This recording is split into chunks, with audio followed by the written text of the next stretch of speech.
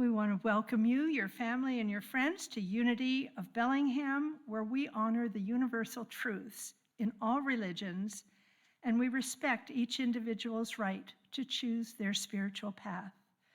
I'm Liz Leighton, and I'm your service assistant today. And today, Reverend Frank's message is Recurring Questions, New Perspective. If he doesn't talk about it, this was what he was going to talk about right here in your bulletin.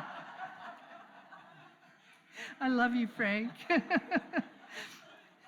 And today we have our guest musician, special guest, Cheryl Hodge. Thank you for being with us.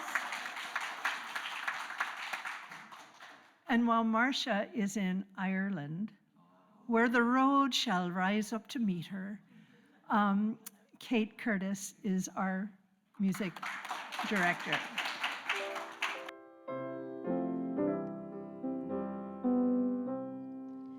God, prepare me to be a sanctuary, pure and holy, tried and true, with thanksgiving, I'll be a living sanctuary for you. God, prepare me to be a sanctuary, pure and holy, tried and true, with thanksgiving, I'll be a living sanctuary for you.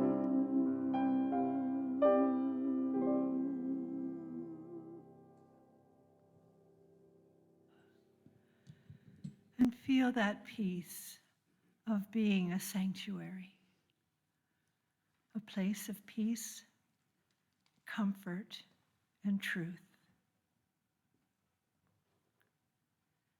And as we enter into our time of prayer, take a deep breath as you focus your attention on the things and the people you'd like to hold in prayer.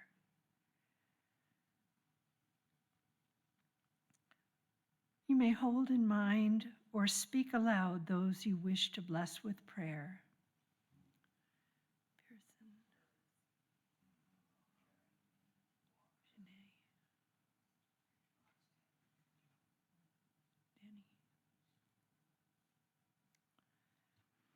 In joy-filled prayer, I affirm wholeness and abundance for all. I'm grateful when friends ask me to pray with them. Joining in prayer is both a privilege and a joy. I approach each prayer with respect and thoughtfulness.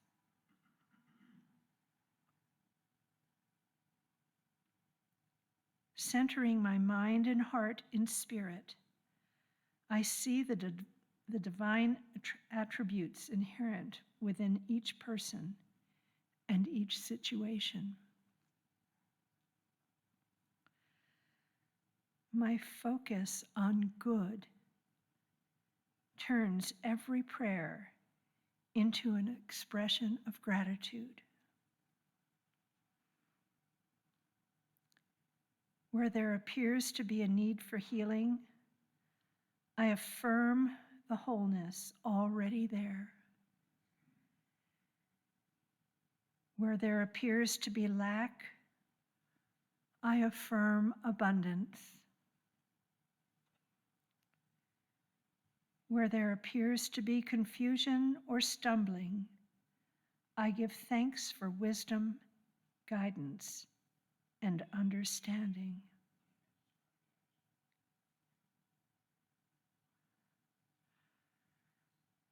And I invite you to now sink deeper into this time of reflection as you let go of worry, confusion, or concerns for those few moments of deeper connection with Spirit.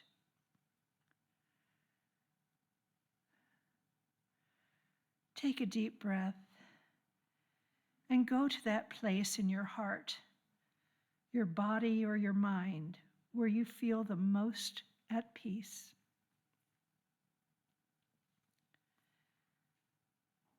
Breathe into that peace and just remain quietly present. Be at peace.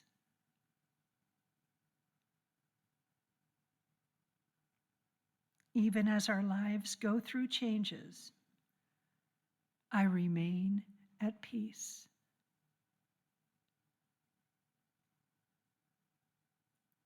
I welcome change as an opportunity for learning and growth.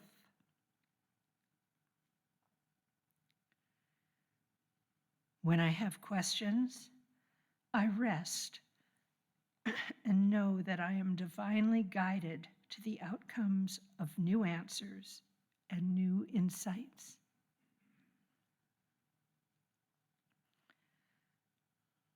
Just as the children head back to school, I reflect on how much I am still learning.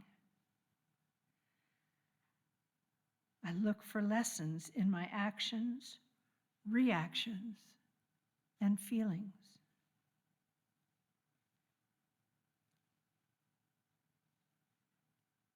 When I turn within at challenging times, I open to listening to my inner wisdom and learn how I may handle a situation better the next time.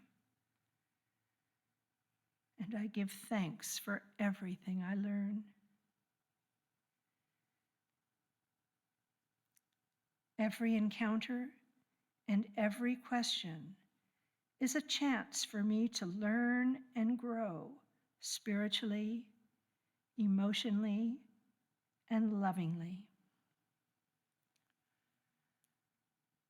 As I listen to Spirit within, I appreciate new insights, perhaps changing my perspective and outlook on old beliefs so that I may grow to my fullest spiritual self. And now, as you return your attention to this time and space, come back knowing that you appreciate new insights and are open to changing your perspective and outlook on old beliefs to support your growth to your fullest spiritual self. And so it is.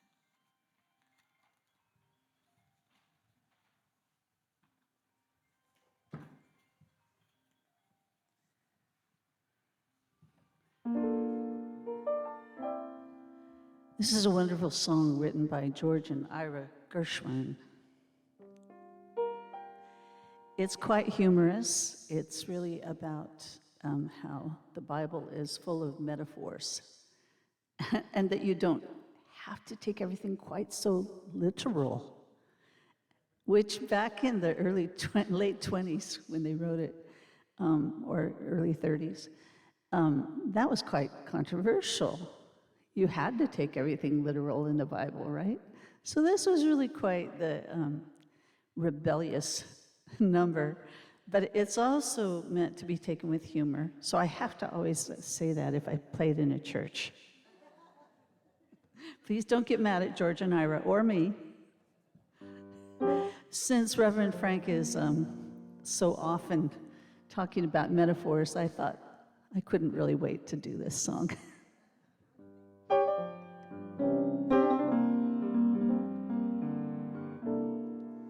It ain't necessarily so.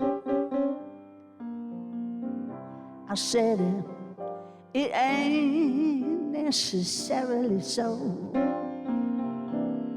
Them things that you're liable to read in the Bible ain't necessarily so.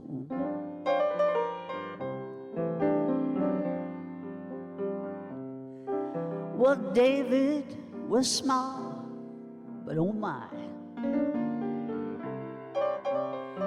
David was a small guy, but oh my.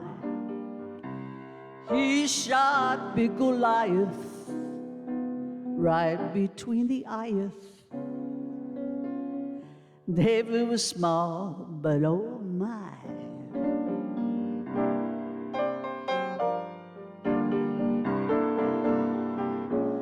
To get into heaven, don't just snap at a 7.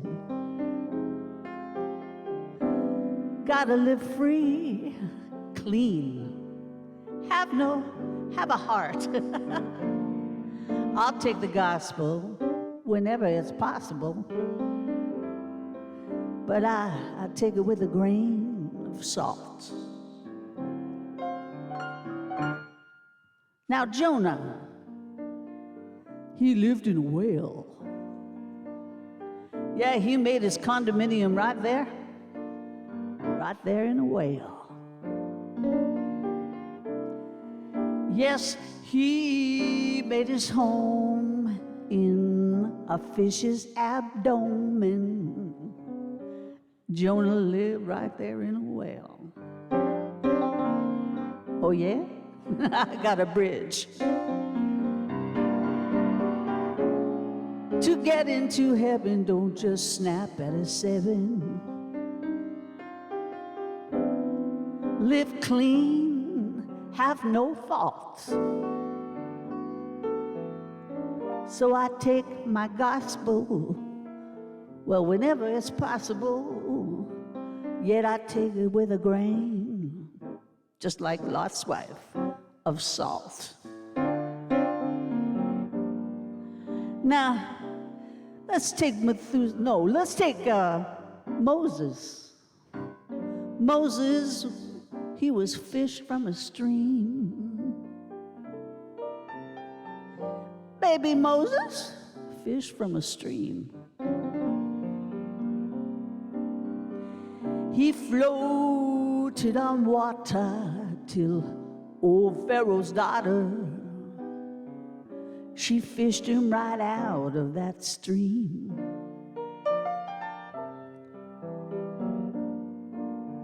And then there's Methuselah.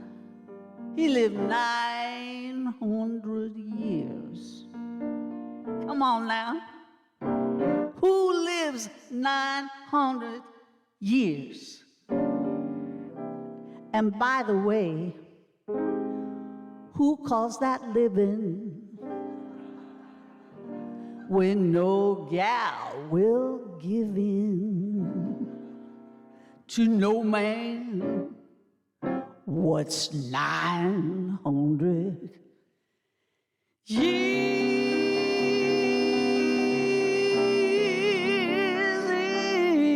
It ain't necessarily.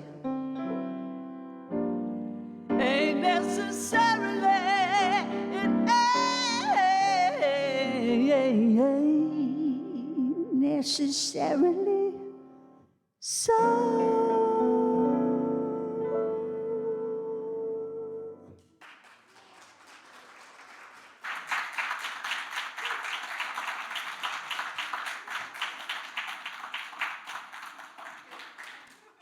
Good one.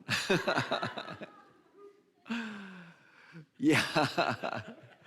Good metaphysics on the Moses thing, though, which means taken out of the water. Yeah, it's good.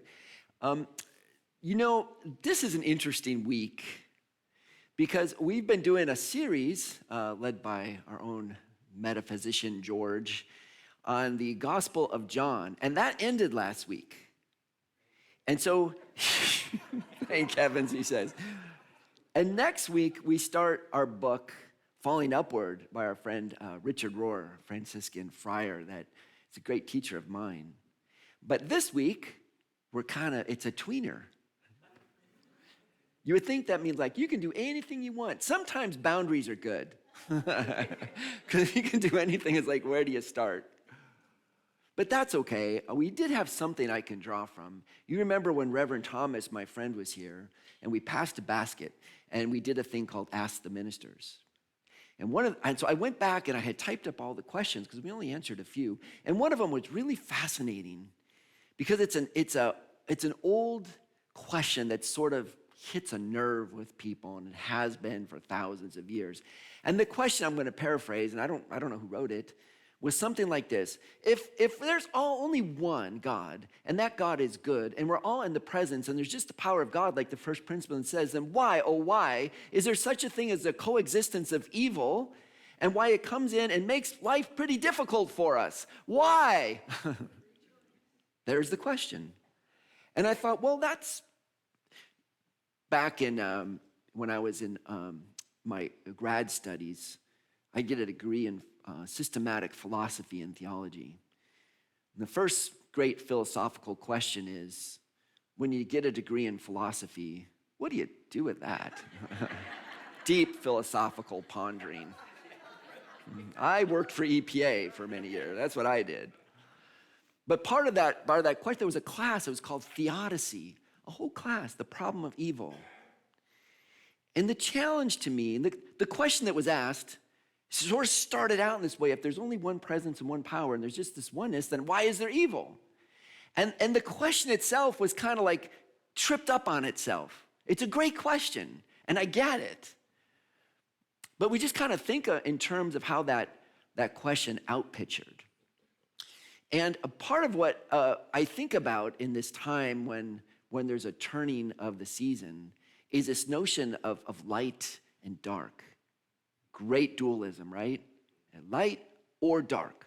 Light, or the dualism of it. And by the way, we're called Unity of Bellingham. We're not called the Duality of Bellingham. And yet, how often do you, all of us trip into, it's duality of Bellingham. And we want to get into that notion that of the unity, the monism, the unitive consciousness, the oneness of things. For example, light and dark. This is a great example. At the Unity retreat the other day, the ministers' retreat, we all have to do, the CEUs, continuing education. So the one that we always have to get, we wait to the end of the year to do is the diversity training, right? The DEI, inclusivity. So we had this beautiful minister, and she came in, and she happened to be a black woman, and she was talking about the consciousness of duality and how so often in the culture do we assign lightness and whiteness with good and darkness and blackness with not good. And it was kind of like, oh my God, we do that. We do, in the season of the light, we say we want the light and the bright and this brilliant white light of God to descend upon us, and we want to stay out of the dark times. Right? This is cultural. This is baked into the cake in United States of America, probably not in other places. And how interesting, it's like consciousness. She told the story of this story. It's about the two wolves, and the grandpa tells the child, and you got two wolves in you, and the one wolf is selfish and greedy and just wants it all and self-centered and narcissistic, and there's another wolf in us, and it's kind and it's compassionate and it's good and it's seeking out the benefits for all. And the little child says, Grandpa, I have both wolves. Which one's going to come up? And the answer is, well, which one do you feed? Which wolf do you feed? And she said she was at a conference, and someone told this story. And they said there was this white wolf that was good, and then there was the black wolf that was, it just sneaks into the language. Oh, we would never do that. Yeah. And yet, there's this sense of the seasons, right? And what's really interesting about this, if I was to say to you, let's pray. Just think about it. I'm going to ask you, let's pray. What would you do? The first thing you do, you would close your eyes. You'd go to the dark. You'd go to the quiet. We go to the stillness. The first thing when we invite someone in to a deeper connection to spirit, you don't go to the light, we go to the dark. Because the dark is fecund. It's just full of energy. It's when we think of a plant, we want to go, look at that beautiful plant, but half of that is underground. It's in the dark. The rootedness, where the moisture is, where the nutrients are, where the life is, it's in the dark. And so this notion of the dark and the light are just phases of the one. It's not light or dark. There's no light or dark. It's all of it. And we say you want to come to the light, it's like all the phases of the light. Yeah. You know, I always try to get some kind of symbol. This was the best I could do today. The light or the dark. But what works best is put them together. There's my symbol. I like it. Okay. That's all I got. When you're running out the door going, I need a symbol, I got 5 minutes. Grab a pan off the stove. It'll work.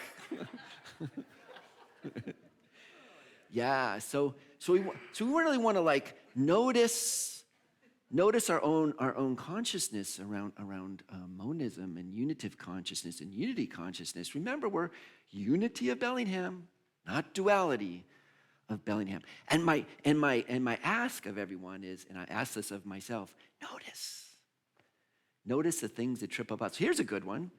I'll just go back to philosophy school, right? Descartes, the mind-body dualism.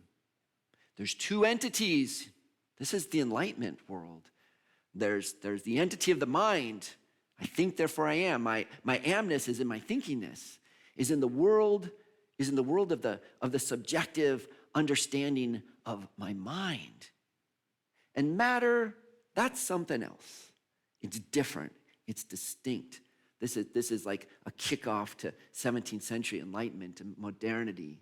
Beautiful, powerful what you can do when you break down matter just as looking at the stuff of matter and divorce it from mind, divorce it from spirit, divorce it from soul. One of the brilliantest things, and to me, about the New Thought movement and Charles Fillmore and Ernest Holmes and all these and Myrtle and all these New Thought thinkers was they realized that we had the long tradition of this comes from the Vedanta, from Hinduism, from mystical Christianity, from mystical Islam, from all these traditions that we had lost. We had lost that sense of this mystical unitive consciousness of the oneness.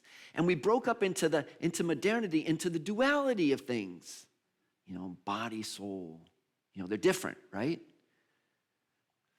It's interesting, and we talk about this a lot, that the Trinity, mind, idea, expresses. Mind, idea, expresses. Mind, idea, expresses. So divine mind has a divine ideas, expresses, and all the divine ideas, which is an out picture into sacred substance, into the material reality we see, and we would call it material reality. So we align with divine mind and our ideas align with divine ideas, which divinely express. And that's the idea of being aligned with the divine. And if you ever want to, we don't use the word sin and evil and stuff too much, but if you want to use that word, if you want to play in that kind of language, then it's when my mind says, I don't care about divine mind, I'm going to do whatever heck I want, and let's see how, you could say, well, that's it. There's the break. And it works. It just doesn't always work so well. You can do it.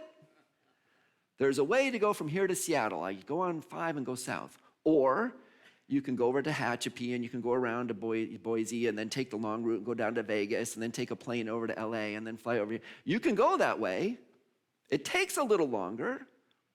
It's a little more painful. Or you can get aligned with the mind, with the divine mind, and get on I-5 and go south. There's a quicker, well, that's not always so quick, but you know what I mean. That's probably the quickest way. Or maybe I should say Vancouver. You go north on I-5. So it's this idea that we want to align, and there's where the breakdown comes. And we don't, the words in there, you can look up metaphysical Bible, they'll have words like sin and evil, but this is the definition. It's when our mind is misaligned with the mind of the divine. Our ideas are misaligned with the ideas. And here's the other dualism. Mind, idea that expresses. Here we are, expressions of a divine idea. And there's this sense of, and then there's this sense of life, and then we show up as this, in this kind of way of manifesting, and life goes on. But what about, we separate the body. Every story I've read about the ascension of Jesus, he was embodied. He was embodied. Yeah, a body that can walk through walls and could still eat, but also can walk through walls and do all these sort of things. But it was a transformed body, but it was embodied. We don't say mind ideas, and then you're born, expression, and then after it, no, it's gone. That's not a trinity, that's a duality. Okay, again, it's not the fullness of it all. Transformed, and this is the beauty. One of the things about Charles Fillmore and these New Thought thinkers is they said, we have divorced in this Enlightenment world, in this modern world, we've divorced that sense of the sacredness of being embodied because we've lost the sense of soul. What's a soul? It's all about mind. So the genius was they went back and they used the words of the modernity like divine mind, which people in the modern time could understand about mind. Descartes understood about mind, but what they were synonymous with was soul. Mind and soul for Charles Fillmore were the same thing. You never hear Fillmore go, mind and soul. He meant it as the same. That was a revelation in ministry school, and it was like, wow, in consciousness. So we re-brought in the whole mystical tradition, but we put it in the language of modernity. Why? To make one against the other? No, it's not about one's better than the other. We get new levels of consciousness. We transcend to new levels of consciousness, and we include all that we've known before. And then we transcend, and then we include all we've known before. So it's a constant evolution of including finding the best, the brightest, the most transformative of the past, and then bring it in with the newness that we know.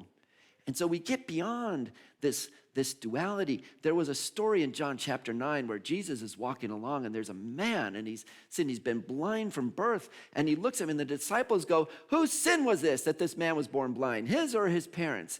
And Jesus is like, duality again, It's like he did something wrong, and there's this problem over here, and there's some kind of separation, and there's some kind of evil, and who did it? Or was it through some reincarnation that they did it in a past life? I mean, why is this person being punished?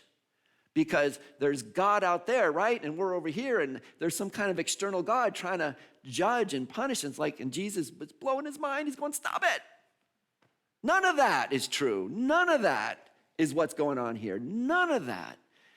What's happening is this event right now for you and for him is so that the divine, the goodness of God can be manifest right now in your presence. That's all that's happening.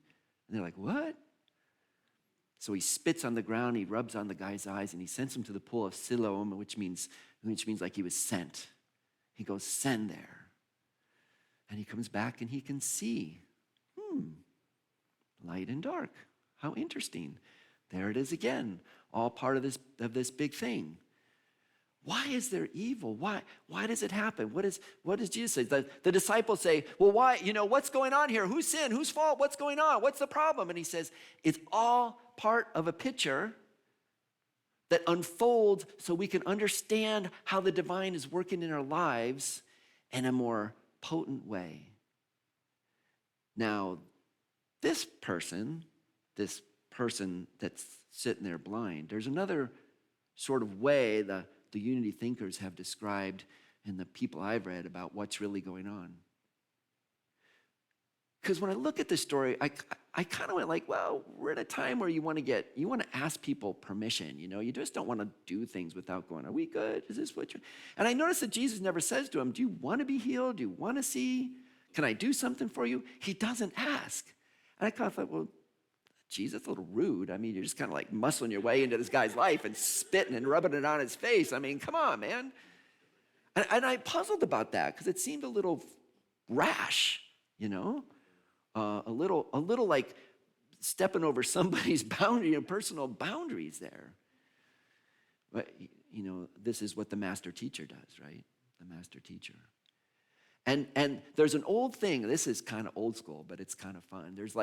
They used to say sins of omission and sins of commission, or here's how we show up in life, and we do things where they're really not so good. They're not pushing the ball down the court. They're really not helping, and they're probably hurting other people and your own sensibility. There's things that we do, the things that we do, we commission, we do. But most of the theologians would say, you know what? When we do things and we screw up, okay, that's bad, but at least you're doing something. At least you've kicked the ball down the court. At least our lives are unfolding in a new way. At least we could say, I've done this, and now I can look at what I've done and go, how did that work out? The trickier things and the more insidious issues, the ones that really trip us up, are the ones of omission. It are the ones where it's not that we did something wrong, is that we just didn't care enough to do anything. We just didn't have enough love to get up off the couch and get busy. We just didn't have enough compassion, just didn't have enough insight, just didn't have enough consciousness, or weren't willing, even that we had it in consciousness, to do something about it. And if I was to retell that story of Jesus about the person, and the disciples are going, whose sin was it, blah, blah, blah. And he says, it's nobody's sin, nobody's act of commission. Nobody did something to make this happen, but this guy needs to get up off the ground and get busy. And think about it.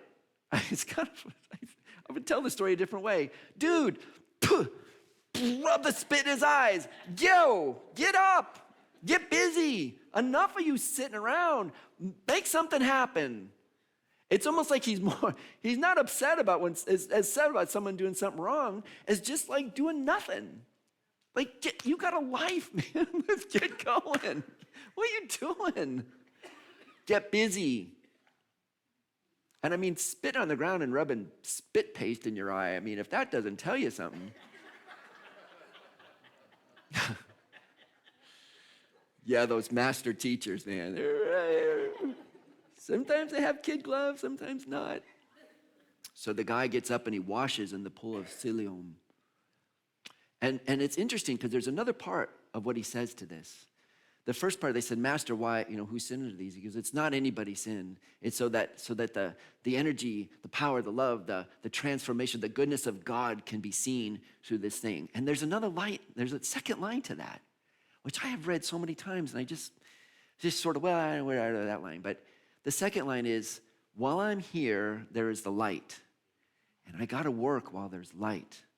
Because once there's darkness, this won't happen. So just to offer this piece too, and it's not dualism, it's the two pieces of the same pie, right? I think of Richard Rohr again. He started a sort of foundation. It's called the Center for Action and Contemplation. Not just action and not just contemplation. Not just move in the light and not just sit and pray in the dark.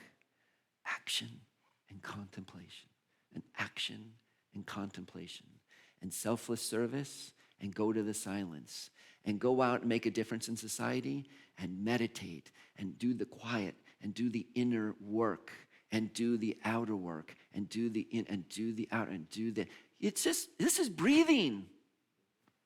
We don't say there's a dualism in breathing. I'm dualist. I only believe I'm only a breathe-in guy. Well, I'm just a breathe-out guy. No, there's not dualism, man. It's like craziness.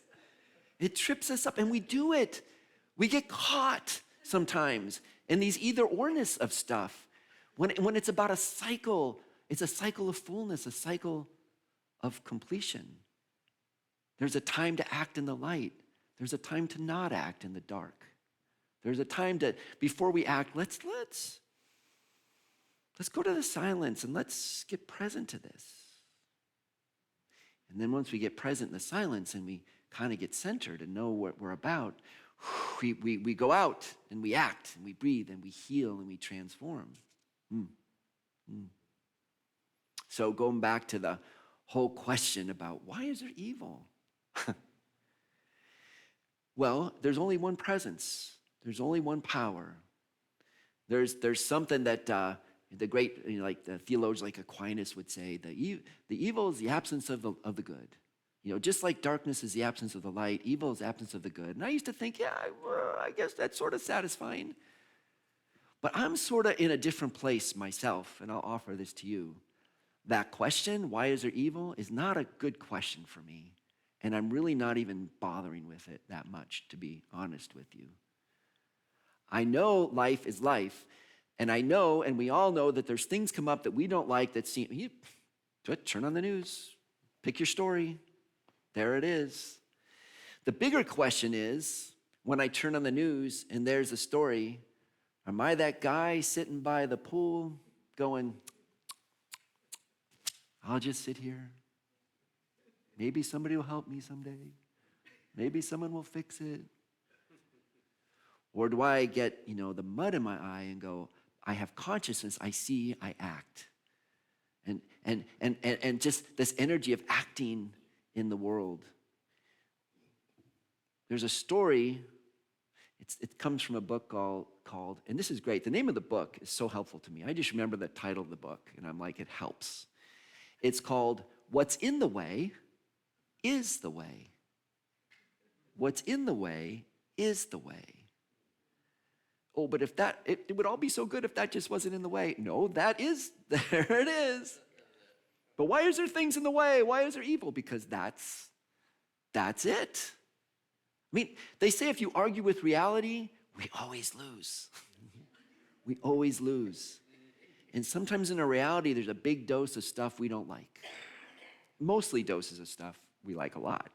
But there's the other stuff. And in that book, she tells a story that goes like this. There's a person in a room, and there's just probably 100 doors. And every door makes different promises. Oh, well, there's one little door way down there, and the person looks really quick and just sees H-E, and he goes, oh, that's hell. He ain't going through that door. Little bitty one, avoid. And there's all these big doors, and this big door opens up, and goes, you got a problem? This is how I'm gonna fix all your problems. You open the door, and it's like brick wall. You're mad at someone, you wanna fix them? Open this door, and you open it up, and you step through it, and you're right back in the same room, and you're like, what? You got an issue? Open this, I'll fix your issue. I'll solve all the problems. I'll do this, and in the future, all will be fixed. And there's all these doors, and the person's like opening all those doors and running into brick walls, and it's circular, and they're back in the room. It's like, somewhere in the future, someone's got to fix it, and we got to do something. And, all this heavy action and activity. And finally, out of exhaustion, they can't find their way through any doors to have anyone come and fix all the problems and solve all the evils and do all this stuff. And so finally it's like, well, there's one door left. It's the hell door. So they get down and look, and it doesn't say hell, it says here. Here. And opens the door, and it grows bigger and steps through and says, here I am. And all the other doors disappear, and they're present to the now moment with just one question. Who am I, and how do I show up here, right here, with all the apparent issues and all the parents? No, I show up and be the Christ self that I am right here, right now, in this place, in this time. And I don't have the formula for why there's evil that I can figure out and undo all the millions of things out here that I think are the problems and issues. I show up right here, right now, for what's mine to do right here in front of me in this place. With the person that's in a place of forgiveness and compassion and kindness and courage and a sense of the interplay of the goodness of the divine presence that's here. Why is there an issue right here? That's not the question. It's what's here in front of me is so that the goodness of God can be made manifest. And when it's light, I act. And when it's dark, I contemplate. And then it's light, and I just deal with what's in front of me from this place of a balance and not make they're wrong and I'm right, and why can't they fix it out there? It's not them out there and me here. It's just us here. It's just me here right now in this place and this time. The power of being here. Yeah. And I'll end this talk when I went back, and I always think, when I did my philosophy and theology degree, one of my greatest teachers was a guy named Meister Eckhart in the 13th century. And there's a deep well. There's a deep well. And I felt like I knew this person. And it was funny because I had a teacher, Matthew Fox, who talked about Eckhart, wrote books about Meister Eckhart, and I love Matthew. And I sort of understood Eckhart from Matthew Fox. And then I stumbled onto a piece by Unity writer Eric Butterworth. It turns out Meister Eckhart was one of Eric Butterworth's primary teachers, and he wrote long pieces about Meister Eckhart. You can go to truthunity.net. You can read Butterworth's writings and talks about Meister Eckhart. Didn't know, full circle, here I am. I wrote down a couple quotes. Check this out. God expects but one thing of you. Ooh, really? Just one thing? Well, what is it? This is cool. God expects but one thing of me, and that is that you should come out of yourself. Get over yourself. Let the ego go. Be in the energy of allowance for what I always think is right and the right solution, and allow this openness. We started this with, how do I get my mind, how do I get my soul to be in harmony with divine mind, with divine soul, with the oneness? How do I do that? Come out of myself and come into my capital S self. You should come out of yourself insofar as your created being, i.e., your ego and all that's created, and then let God be God in you. Let God be God in you. That's it. Let God be God in you. Not my ego, but let God be God in you.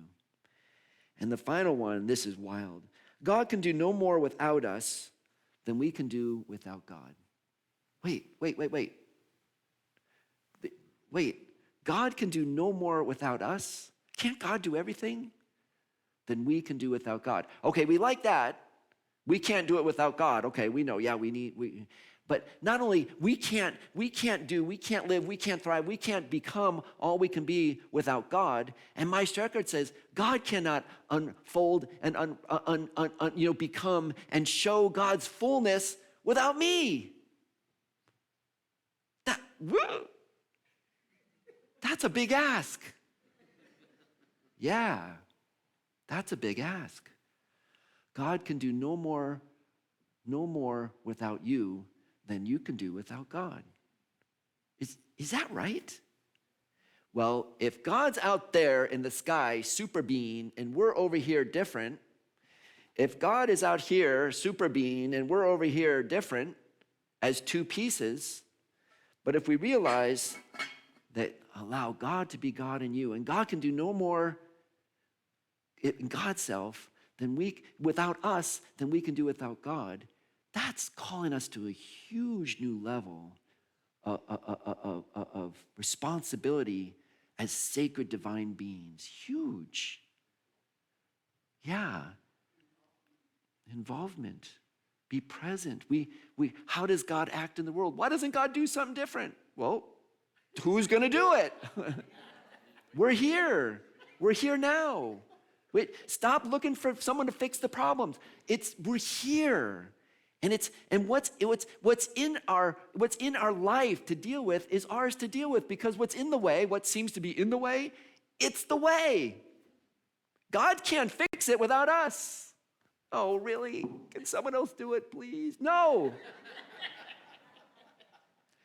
And you have the 12 powers to do it, right? We did a meditation last week. Courage and understanding and will and faith and love and life and order and wisdom. We have it, what it is to do. And the fullness of those powers is the Christ nature of ourself. Here's the call. Become the Christ of you. Fullness of powers, and recognize his high calling, okay? God can do no more in the world without us than we can do without God. Okay. Chew on that one this week.